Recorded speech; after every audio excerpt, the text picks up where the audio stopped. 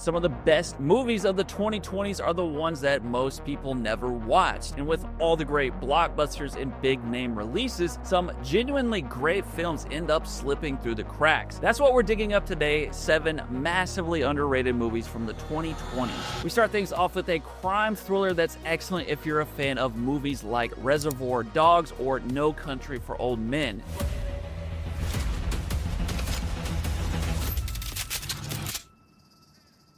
Jesus Christ, does everybody have a gun? This is called The Last Stop in Yuma County, and it's impossible to watch this and not immediately be reminded of movies from the Coen brothers and Quentin Tarantino. It's about a group of people who all get stranded at a remote roadside diner waiting to fill up their gas when 2 dangerous strangers roll in and completely change the dynamic. The Last Stop in Yuma County takes place in mostly one location and slowly builds up the pressure until things literally explode. It's very much got that Tarantino hallmark where every conversation feels tense and you're just waiting for the moment when everything's gonna fall apart. It was actually directed by first-time director Francis Galuppi and was really well made with humor, tension, some good twists. It was a short and fun ride. Next up is a horror movie that's somewhat similar to movies like The Ring and Apostle. It's called The Empty Man, and it's about a retired cop digging into some missing persons cases that lead him to a strange urban legend that may or may not be real. The Empty Man is a slow burn nightmare that sometimes feels like a detective thriller until it becomes a full-on cosmic horror. If you like being surprised by a movie and to have no idea where it's going, this does a great job of hooking you until the end. It's not really a jump scare movie, it's more about mood and story, and it definitely pays off if you stick with it until the end. It's definitely one of the more buried horror films to come out in a while and is a very solid watch if you're a horror fan. Our next movie is like the perfect middle ground between the series Adolescence and The Bear.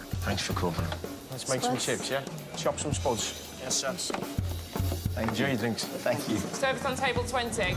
This is called Boiling Point, and it's actually made by the same guy who made Adolescence, Philip Barantini. It follows a head chef on a busy night at his restaurant where everything seems to be falling apart. Boiling Point was shot like Adolescence in one continuous take, and it's an extremely tense movie that'll definitely have you thinking twice about joining the food industry. Actor Stephen Graham is at his peak here, as he has been for the last few years, and really nails a guy who is doing everything he can not to unravel. It sometimes feels like a thriller with how stressful it can be, but it really is an entertaining movie. If you've seen The Bear, it's a lot like that, only squeezed together into an hour-and-a-half movie, but it's definitely one of the most well-made movies of the 2020s. After that is a movie that's similar in tone to films like Nobody or A History of Violence. It's Riders of Justice, a Danish movie about a man who goes on a revenge spree after his wife is killed on a train. This is a really great movie in almost every regard. There are loads of interesting characters who are all wonderfully acted. It bounces between genuinely funny to emotional to shocking. It's got some good twists, and the action scenes are incredibly well made and are often quick and leave you speechless. It gets surprisingly deep as well and never shows violence without some sort of contemplation or repercussions. To me, it's like a little bit better version of the film Nobody, and if you enjoyed that movie, then Riders of Justice should be a must see. Next up is one of the more original movies of the 2020s, and it's hard to really compare it to anything else.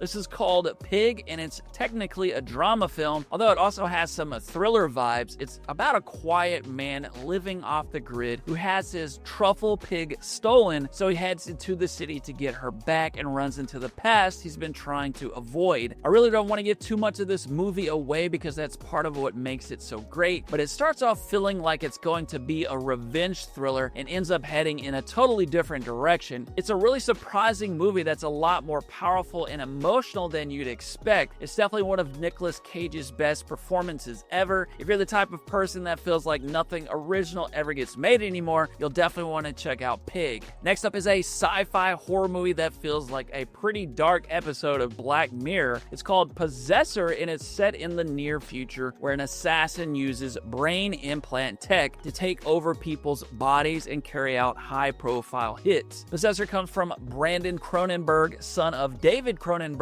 and like his dad, his films get pretty weird. This is a heavy, dark, and uncomfortable watch, but it's like Pig in that it's one of the most original movies I've seen in the 2020s. It's got a really cool concept that sticks with you long after you've watched it, and the acting by Christopher Abbott is almost eerily good. Possessor is definitely not a film for everybody, but if you're a fan of David Cronenberg, Black Mirror, or Brandon Cronenberg's other film, Infinity Pool, you'll definitely want to check this one out. Then one of the best fantasy movies of the 2020s managed to somehow go under most people's radars. It's a dark fantasy film called The Green Knight, and it's about King Arthur's nephew who sets out on a strange quest to face the mysterious Green Knight. This isn't a typical action fantasy, it's a dreamlike, haunting adventure with gorgeous visuals, eerie moments, and a story that feels like an old legend brought to life. It's slower and more atmospheric than most fantasy movies, so if you want non-stop action, it might not be for you, but if you like mythic, symbolic, and let it wash over you type storytelling, you'll find The Green Knight to be an excellent gem. Let me know what other gems you've watched in the 2020s down in the comments below, and thanks as always for watching. I will see you again soon.